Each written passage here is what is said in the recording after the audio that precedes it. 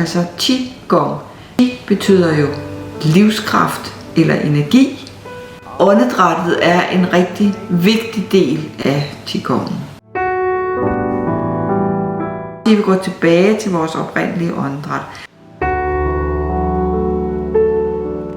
Der er rigtig mange mennesker i den moderne verden, som trækker vejret alt for overfladisk. Man får ikke ned i det dybe åndedræt.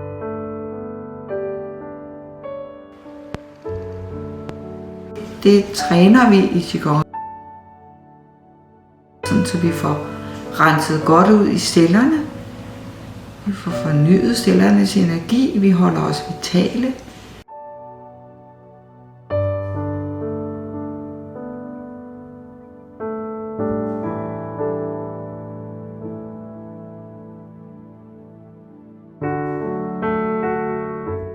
De gamle kinesere, de levede jo meget mere i naturen. Og de så årstidernes skiften, hvordan dyrene bevæger sig. At det, der sker ude i naturen, det er også det, der sker inde i mennesket.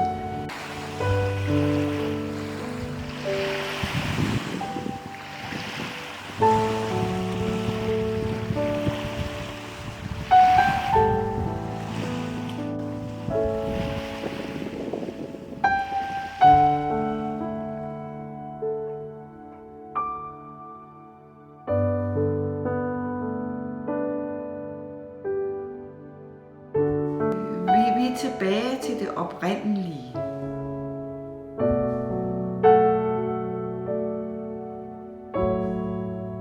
Luften kommer helt ned i maven.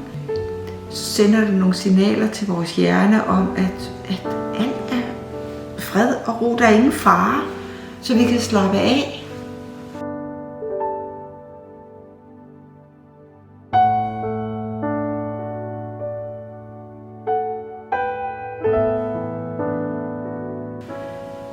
Qigong er en skøn kombination af bevægelse og afslapning.